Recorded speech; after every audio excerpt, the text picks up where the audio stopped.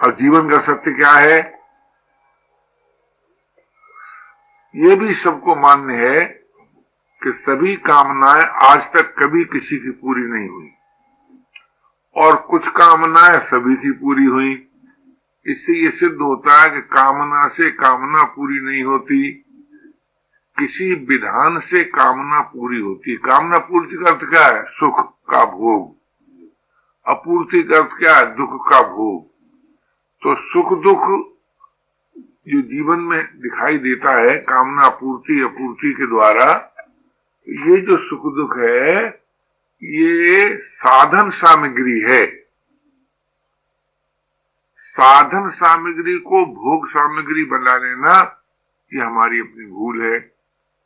तो जैसे मान लीजिए कोई आदमी, आप जिस अर्थ में लेते उसी अर्थ में लो, बहुत ही बड़ा कामी है, अगर उसके हृदय में सही अर्थ में किसी से प्यार हो जाए तो काम नाश हो जाएगा, क्योंकि प्यार में रस है और जब जीवन में रस आ जाता है तो काम नाश हो जाता है, ऐसा नियम है। इसलिए उसको प्यार में बदलो। अब प्यार में कैसे बदला जाए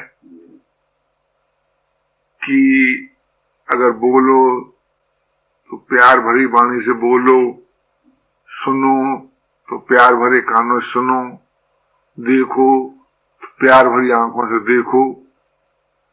यानी आपके हर प्रवृत्ति में प्यार का पुट आ जाए, एक तो ये तरीका है। और दूसरा ये तरीका है कि वास्तव में प्रेम का दान मानव कर सकता है और प्रेम का पान भगवान कर सकता है। परमात्मा को छोड़कर और कोई प्रेम का पान कर नहीं सकता और मानव को छोड़कर अन्य कोई प्राणी प्रेम का दान नहीं दे सकता, क्योंकि अन्य प्राणी सब भोग योनि है। तो जैसे पशु पक्षी भोग योनि है, देव योनि भी भोग योनि है। तो भोग योनि जिसको मिली हुई है वो प्रेम का दान नहीं कर सकता। मानव क्यों कर सकता है कि मानव में विवेक का प्रकाश है, वो इस बात को अच्छी तरह जानता है कि सुख के भोगी को कालांतर में भयंकर दुख भोगना पड़ता है। ये जो उसका ज्ञान है, इस ज्ञान के प्रभाव से अगर वो चाहे तो सुख भोग की रुचि को मिटा सकता है। और उसी के साथ साथ एक दूसरी बात बड़ी जबरदस्त है कि जिस तरह से सुख के भोगी को दुख भोगना पड़ता है, उसी प्रकार अगर कोई योगी है तो सुख भोग की रुचि से मुक्त हो जाता है। अब योगी कौन है, इस पर अगर विचार किया जाए तो ये मालूम होता है कि जिसे पराश्रय परिश्रम से रहित हर आश्रय और विश्राम के द्वारा जो जीवन है, वह जीवन जिसे पसंद है वो योगी है।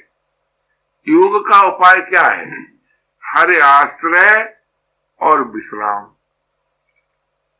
बताओ, हर आश्रय में क्या हमारा पराधीन है क्या? विश्राम में कोई पराधीन है क्या?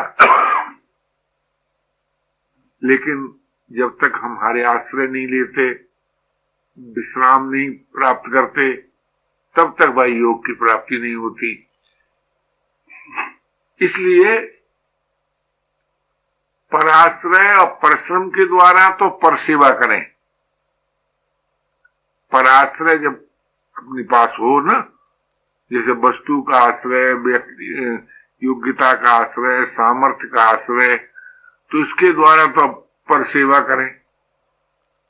और अपने लिए हर आश्रय स्वीकार करें। हमें तो प्रभु के ही आश्रित रहना है और किसी का आश्रित नहीं रहना है, क्योंकि और कोई ऐसा है नहीं जो सदा सदा हमें अपना सके और हम जिसके साथ रह सकें। परमात्मा की मानने की जरूरत क्यों पड़ती है? केवल इसलिए पड़ती है कि सदा सदा रहने वाला कोई साथी नहीं मिलता संसार में। है कोई? ये नहीं। अच्छा, एक तो बात। दूसरी बात तो है कि विश्राम की आवश्यकता क्यों पड़ती है? ये दो बातें कहीं ना सामने। तो विश्राम की आवश्यकता इसलिए पड़ती है कि श्रम के द्वारा शक्ति का ह्रास होता है, शक्ति का संचय नहीं होता। जी? और शक्तिहीनता किसी को पसंद नहीं, इसलिए विश्राम की जरूरत है। तो जीवन में बड़ी मूल्यवान तत्व क्या है? हरे आश्रय और विश्राम। अब अगर आपको परमात्मा में आस्था न हो, जीवन के विज्ञान में आस्था न हो, क्योंकि विश्राम सिद्ध होता है विज्ञान से। क्यों? क्योंकि श्रम से शक्तिहीनता होती है, शक्ति प्राप्त तो होती नहीं, और विश्राम से शक्ति संचित होती है। ये विज्ञान है जीवन का। तो विज्ञान से ये बात सिद्ध है कि विश्राम बहुत आवश्यक है, और आस्था से ये बात सिद्ध है कार्य आश्रय बहुत आवश्यक है। अगर आज का साधक हरे आश्रय और विश्राम को अपनाए तो बड़ी सुगमता पूर्वक जीवन की समस्याओं को हल कर सकता है, हरे आश्रय और विश्राम से। अब कोई कहे साहब हम तो ईश्वर में विश्वास ही नहीं होता। मान लो कोई ऐसा निकला है, ऐसे भी लोग हो सकते हैं नहीं? तो जो ये कहे कि मुझको ईश्वर में विश्वास नहीं होता, तो उससे पूछना चाहिए कि तुमको अपने में विश्वास होता है कि नहीं?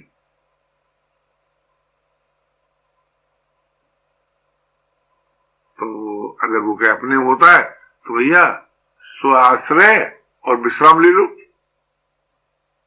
अगर अपने में विश्वास करते हो तो स्वाश्रय ले लो, विश्राम ले लो। कोई कहे भाई हमको तो अपने का पता ही नहीं, हमें तो अपने में विश्वास नहीं होता और हर में विश्वास नहीं होता। तो भैया तुमको कर्तव्य में विश्वास होता है कि नहीं? क्या तुम ये नहीं चाहते हो कि दूसरों के द्वारा तुम्हारे अधिकार सुरक्षित हों? क्या राय? अगर कर्तव्य विश्वास होता है तो भाई तुम धर्म का आश्रय ले लो। कर्तव्य माने धर्म, धर्म माने कर्तव्य। तो धर्म के आश्रय से भी हमें योग की प्राप्ति होती है, और स्वयं के आश्रय से भी हमें योग की प्राप्ति होती है, और हर के आश्रय से भी हमें योग की प्राप्ति होती है। आप कहें कैसे? कि दूसरों के अधिकार की रक्षा करने से विद्यमान राग निवृत्त होता है, और अपने अधिकार के त्याग से निमित्त राग पैदा नहीं होता। राग रहित होने से योग की प्राप्ति होती है। तो धर्मात्मा होने पर भी हम योगवित हो सकते हैं। और बोले स्वाश्रय, स्वाश्रय का होता है मेरा कुछ, मुझे कुछ, मेरा कुछ नहीं है, मुझे कुछ नहीं चाहिए। अगर हम पराश्रय में तो मेरा है और मुझे कुछ चाहिए ना होता दो बार जी। स्वाश्रय में मेरा कुछ नहीं है, मुझे कुछ नहीं चाहिए, तो इससे भी राग रहित होता है, मनुष्य योग की प्राप्ति होती है। और हर आश्रय से भी राग रहित होता है और योग की प्राप्ति होती है। कहने का तात्पर्य यह है कि योग की प्राप्ति हर भाई को, हर बहन को हो सकती है, उससे निराश होने की बिल्कुल आवश्यकता नहीं है। अगर आप इस बात को मान लें कि मुझे योग की प्राप्ति हो सकती है, तो योग की मांग सफल हो जाएगी कि नहीं? बोलो। हो जाएगी। उसकी प्राप्ति में संदेह नहीं होता, उसकी मांग सफल होती है। और जब योग की मांग सफल हो जाएगी तो भोग की रुचि नाश नहीं हो जाएगी क्या? देखो, योग की मांग है अग्नि, और भोग की रुचि है काष्ठ। तो जब अग्नि प्रज्वलित होती है तो काष्ठ भस्मीभूत हो जाता है कि नहीं? अच्छा, और जब काष्ठ भस्मीभूत हो जाता है तो अग्नि अपने आप बुझ जाती है कि नहीं जी। तो योग की मांग भोग की रुचि रूपी काष्ठ को भस्म करके स्वतः पूरी हो जाती है, अर्थात मिट जाती है। तो मांग पूरी हो गई और राग निवृत्त हो गया।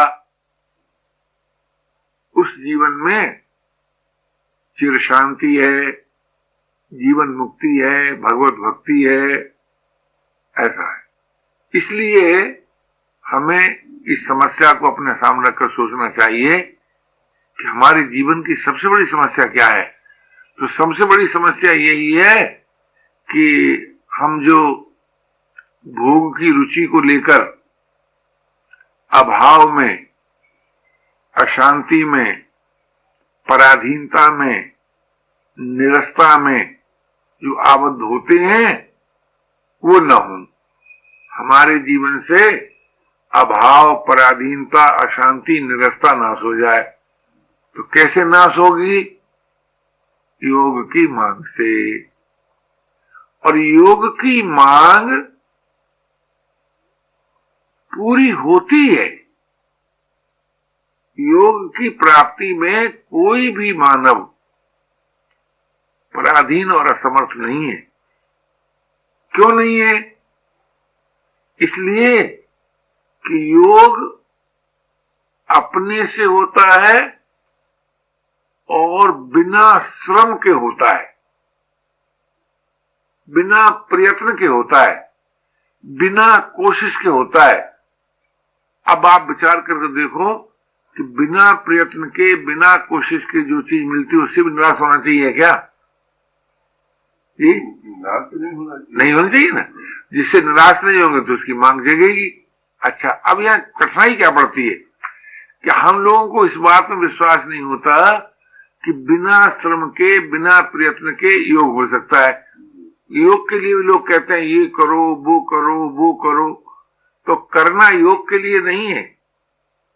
करना जो होता है वो विद्यमान राग की निवृत्ति के लिए होता है, और राग निवृत्ति से योग प्राप्त होता है।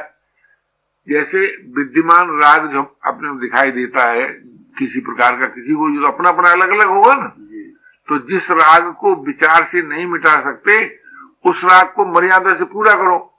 इसीलिए ब्रह्मचारी के बाद गृहस्थ का नंबर बताया गया कि भाई जब तुम योग्यता संपादन करके शारीरिक बौद्धिक विकास के द्वारा कुछ करने के लायक हुए और तुमने देखा कि हमारे मन में भोग की रुचि है जिसको हम विचार से नहीं मिटा सके या नहीं सकते हैं, तो एक मर्यादा बना दी कि भाई अमुक अमुक मर्यादा से इस भोग की रुचि को पूरा करो।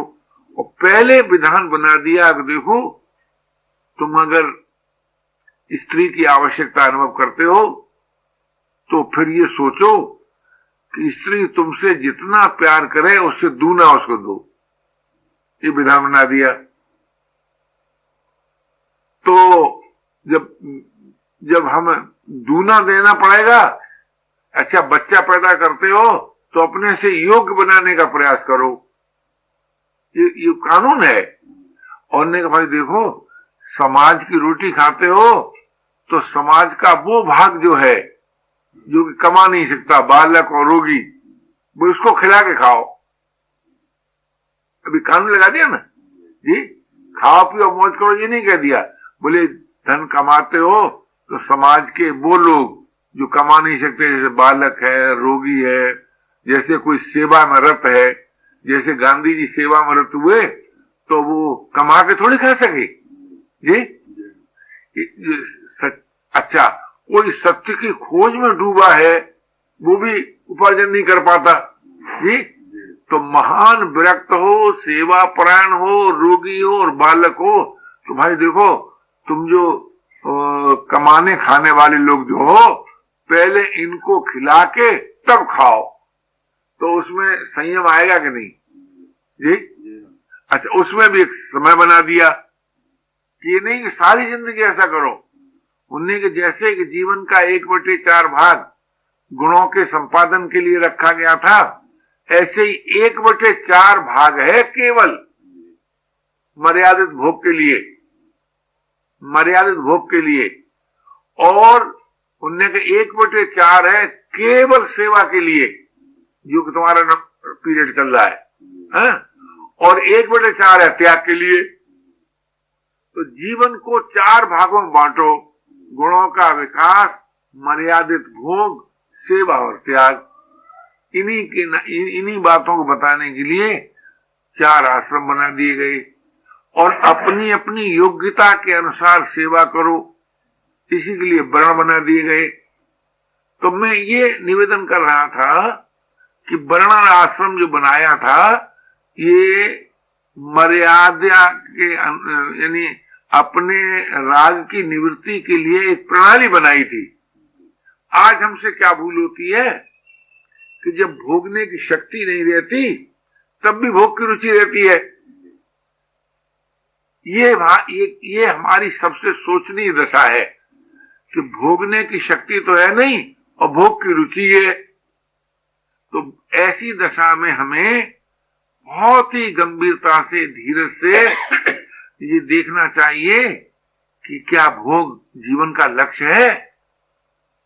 तो पता चलेगा लक्ष्य तो नहीं है, भोग जीवन का लक्ष्य नहीं है, जीवन का लक्ष्य है योग। तो हम अगर अपने लक्ष्य को न भूलें और अपने कर्तव्य को न भूलें तो अवश्य सफलता मिलेगी। हमसे गलती क्या होती है कि हम अपने लक्ष्य को भी भूल जाते हैं और अपने कर्तव्य भी भूल जाते हैं। कर्तव्य उसे नहीं कहते जिसे हम कर नहीं सकते, लक्ष्य उसे नहीं कहते जिसकी उपलब्धि हो नहीं सकती, लक्ष्य उसी को कहते हैं जिसकी उपलब्धि होती है, कर्तव्य उसी को कहते हैं जिसे हम कर सकते हैं। तो हम क्या कर सकते हैं? हम सेवा कर सकते हैं, हम त्याग कर सकते हैं, हम प्रेमी हो सकते हैं। क्यों? आप कहें कि साहब वो तो सकते हैं पर हम होते नहीं होते तो आपकी अपनी मर्जी हुई ना। जो बात आप कर सकते हैं और न करें उसमें दूसरा आपकी क्या मदद करेगा? सेवा का अर्थ हमारे यहाँ क्या बताया है? सेवा का अर्थ बताया है मन वाणी कर्म से बुराई रहित हो जाओ कि विश्व की सेवा हो गई, और यथाशक्ति भलाई कर दो कि समाज की सेवा हो गई, भलाई का फल छोड़ दो ये अपनी सेवा हो गई, और प्रभु को अपना मानकर स्मृति और प्रियता जगा लो ये प्रभु की सेवा हो गई। तो सेवा मनुष्य विश्व की भी कर सकता है, समाज की भी कर सकता है, अपनी भी कर सकता है, परमात्मा भी कर सकता है। सेवा करने की स्वाधीनता मनुष्य मात्र को प्राप्त है। अगर वो करना ही न चाहे तो वो तो बात अलग है। और सेवा में बाधा क्या है? रुचि पूर्ति। आवश्यकता पूर्ति तो होती ही है, रुचि पूर्ति बाधा है। अब सोचो आपको रुचि पूर्ति करना है कि सेवा करना है। अगर रुचि पूर्ति करना है तो अंत में रुचि ही शेष रहेगी, पूरी नहीं होगी। तब क्या करोगे? यानी जो होगा ही नहीं उसको करने क्या सोचोगे? यही हम भूल जाते हैं। हम सोचते हैं एक बार रुचि पूर्ति हो गई, फिर दोबारा हो जाए, तिबारा हो जाए, अनेक बार रुचि पूर्ति हो गई, तब भी रुचि को पीछे ही नहीं छोड़ते। अंत में रुचि रह जाती है और पूरी होने की शक्ति रहती नहीं। कितना दुख होगा। तो क्या ये जीवन का चित्र आपको पसंद है कि रुचि बनी रहे, बोलने की रुचि बनी रहे और बोलने की सामर्थ्य न रहे, सुनने की रुचि बनी रहे, सुनने की सामर्थ्य न रहे, देखने की रुचि बनी रहे, देखने की सामर्थ्य न रहे, स्पर्श करने की रुचि बनी रहे और स्पर्श की सामर्थ्य न रहे? तो सामर्थ्य नहीं है और रुचि है, इससे बढ़कर और कोई जीवन का बुरा समय हो सकता है क्या? क्या राय है? नहीं हो सकता। नहीं हो सकता। अब सोचिए कि रुचि पूर्ति का जीवन में कोई स्थान नहीं है, आवश्यकता पूर्ति का स्थान है। अगर आपको भूख लगी है तो शारीरिक हित की दृष्टि से भोजन कीजिए और भोजन विज्ञान के अनुसार भोजन कीजिए। लेकिन आप भोजन के विज्ञान को भूल जाएं, शारीरिक हित को भूल जाएं और भोजन का स्वाद लेने के लिए भोजन करें तो वो पूरा होगा? होगा? आगे क्या दशा आ जाएगी? आगे दशा आ जाएगी कि भोजन रखा है तो भूख नहीं है, भूख है तो भोजन नहीं है, ये स्थिति आ जाएगी। और ये स्थिति बचेगी नहीं, आपको रोकने से रुकी नहीं, किसी को रुकती है क्या? नहीं है। इसीलिए भाई रुचि पूर्ति के प्रलोभन को छोड़ना ही होगा और मांग पूर्ति में अविचल आस्था करनी होगी। मांग योग की है, रुचि भोग की है, तो भोग की रुचि को विचार से मिटाना ही होगा अथवा मर्यादित भोग से उसके ऊपर उठना ही होगा। तीसरी बात तो नहीं ना हो सकती। या तो मर्यादित भोग करते हुए भोग से ऊपर उठ जाओ जी, या विचार से रुचि को मिटाओ। अच्छा, और अगर आप रुचि पूर्ति के परिणाम के दुख से अगर आप दुखी हैं, क्योंकि रुचि पूर्ति का परिणाम दुखद जरूर होता है, कोई ऐसी रुचि पूर्ति नहीं है कि उसका परिणाम दुखद ना हो। वो हमको एक हमारे मित्र एक घटना सुना रहे थे, छोटे बच्चे थे, वो उनके बाप थे तहसीलदार। अब तो उनका भी शरीर नहीं रहा बेचारा, उनके बाप का भी नहीं रहा। उनको रबड़ी बहुत अच्छी लगती थी, तो घर से 1 रुपए ले गए, छोटे बच्चे थे, रबड़ी दे दो। तो उस जमाने में 1 रुपए की 4 सेर 5 सेर रबड़ी आती है, 4 सेर तो आती ही थी उस जमाने में, 2 सेर तो बहुत जमाने तक रही। तो थाल भर के रख के आंगन में रख के बैठे खाने लगे। तो खाते खाते खाते खाते उनको उल्टी आ गई। वो कहते थे उस दिन से आज तक हमको रबड़ी खाने को जी नहीं चाहता। ऐसा है। तो भोग से अरुचि तो होती है, ये प्राकृत नियम ये भी है कि भोग से अरुचि न हो तो ऐसा कभी होता ही नहीं। लेकिन उस अरुचि के प्रभाव को हम नहीं अपनाते और भोग का आरंभ काल जो सुखद होता है उस सुखद प्रतीति को पकड़ लेते हैं। रबड़ी खाई, बड़ा मजा आया। तो मैं यही आपसे निवेदन करना चाहता हूं कि रुचि पूर्ति जीवन का लक्ष्य नहीं है, मांग पूर्ति जीवन का लक्ष्य है। और रुचि का ही नाम काम है, काम का ही नाम रुचि है। यानी किसी वस्तु का आकर्षण है तो भी काम है, किसी व्यक्ति का आकर्षण है तो भी काम है, किसी परिस्थिति का आकर्षण है तो भी काम है, किसी अवस्था का आकर्षण तो भी काम का व्यापक अर्थ लेना चाहिए। हमसे गलती क्या होती है कि काम का सीमित अर्थ लेते हैं, एक अंश का अर्थ लेते हैं। समझ लो, जहां तक संसार की सत्यता और सुंदरता का भास है वहां तक काम ही काम है। इसलिए हमें शरीर की, संसार की सत्यता पर विचार करना चाहिए, सत्य है कि नहीं है। सुंदरता पर विचार करना चाहिए कि सुंदरता है कि नहीं है। तो न शरीर में सत्यता है, न संसार में सत्यता है। न शरीर में सुंदरता है, न संसार में सुंदरता है।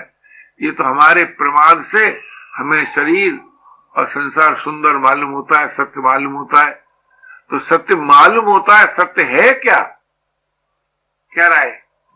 शरीर और संसार सत्य मालूम होता है, पर सत्य है क्या? नहीं है। तो जो सत्य नहीं है उसको सत्य मत मानो। तो सत्य की करो खोज। तो शरीर और संसार से ऊपर उठे बिना सत्य की प्राप्ति होती है क्या? ये अच्छा, शरीर और संसार से ऊपर उठने के लिए कौन सी चीज अपेक्षित है, इस पर विचार करो जी। शरीर और संसार की वास्तविकता का ज्ञान। शरीर का वास्तविक ज्ञान हो जाए, संसार का वास्तविक ज्ञान हो जाए, तो ज्ञान का एक बड़ा भारी प्रभाव होता है कि अगर वो असत्य है तो उसकी निवृत्ति हो जाएगी, और सत्य है तो प्राप्ति हो जाएगी। एक ज्ञान के दो परिणाम होते हैं। तो अगर आपको अपने ज्ञान के प्रकाश में ये दिखेगा कि शरीर और संसार सत्य है, तो उसकी प्राप्ति हो जानी चाहिए तुमको, और अगर ये अनुभव हो का सत्य है तो निवृत्ति हो जानी चाहिए। तो ज्ञान से ही काम की निवृत्ति होती है और किसी अन्य प्रकार से निवृत्ति नहीं होती। और जिस ज्ञान से काम की निवृत्ति होती है वो ज्ञान का प्रकाश आपको स्वतः प्राप्त है। देख लीजिए, चाहे जब वो एक कहानी होगी, कल्पना होगी, या घटना होगी, भगवान जाने, एक कोई व्यक्ति किसी युवती को देख रहे थे, बड़े गौर से देख रहे थे। युवती बड़ी समझदार थी। उसने कहा, जो गैरों की सूरत में होते हैं सैदा, वो दुनिया में रंजो अलम देखते हैं। और वो देखने वाले भी बड़े समझदार थे। उन्होंने जवाब में दे दिया, न तुझसे मतलब न सूरत से तेरी, मुसब्बिर की मैं तो कलम देखता हूं। अब शरीर और संसार की सुंदरता को देख करके कारीगर की पर दृष्टि चली जाए जी, तो उसका भोग बनेगा क्या? नहीं बनेगा। तो यहां से शुरू करो, और अगर उसमें शरीर में असत्यता और असुंदरता भास हो जाए, देखिए काम लोग गलत कहते हैं कि साहब स्त्री को देखकर काम पैदा हो गया, कि पुरुष को स्त्री को ही कहे पुरुष को देखकर काम, सो नहीं होता। काम की उत्पत्ति का कारण होता है अपने शरीर की सत्यता और सुंदरता। जिसको अपने शरीर की सत्यता और सुंदरता दिखाई देती है उसी में काम पैदा होता है। तब कहता है अच्छा इसको ऐसे कपड़े पहनाओ, उन्हें ऐसे आभूषण पहनाओ जी। तो जब शरीर सत्य है तब कपड़े भी सत्य मालूम होंगे, आभूषण भी सत्य मालूम होगा। और फिर कोई साथी चाहिए जी, तो वो भी मालूम होगा। फिर परिस्थिति चाहिए तो वो भी मालूम होगा। तो शरीर की सत्यता और सुंदरता के द्वारा ही सारे संसार की सत्यता और सुंदरता में हम आबद्ध हो जाते हैं। और शरीर कैसा है ये तो आप जान सकते हैं ना जी, देख रहे हैं कि नहीं? जैसा ऊपर दिखता है वैसा भीतर है क्या? ना, बिल्कुल नहीं है। बिल्कुल नहीं है। अगर आप भीतर की चीज को देखते रहें और ऊपर की चीज के प्रभाव को मिटा दें, तब सत्यता रहेगी, तब सुंदरता रहेगी। क्या रहे? सत्यता रहेगी, नहीं सुंदरता रहेगी। तो अगर काम का सर्वांश में नाश करना है तो अपने शरीर की सत्यता और सुंदरता पर विचार करो। अगर शरीर सत्य और सुंदर न सिद्ध हो तो काम नाश हो जाएगा। एक तो ये मार्ग है, ये तो विचार का मार्ग है। और एक दूसरा मार्ग यह है कि अगर आपको बिना देखे प्रभु में अविचल आस्था श्रद्धा विश्वास हो जाए और उसका प्यार पैदा हो जाए, तो प्यार से भी काम नाश होता है और विचार से भी काम नाश होता है। बाकी और किस प्रकार से काम नाश होता है वो तो अनेक उपाय हैं, ये मूल यही दो उपाय हैं। तो प्यार करना भी आपको आता है और विचार करना भी आपको आता है। जब प्यार करना और विचार करना दोनों आता है तो शरीर और संसार की सत्यता सुंदरता नाश हो सकती है, निरसता मिट सकती है जी। और जो वास्तव में सत्य है, जो वास्तव में शिव है, जो वास्तव में सुंदर है, सत्यम शिवम सुंदरम जी, यानी जिसका कभी नाश नहीं होता, जो कल्याण स्वरूप है, जिसमें अनंत सौंदर्य है, तो उसकी मांग से भी काम नाश हो जाता है। और संसार की वास्तविकता का अनुभव करने से भी काम नाश हो जाता है। और काम नाश होने से राम मिल जाता है, इसमें कोई संदेह की बात नहीं है।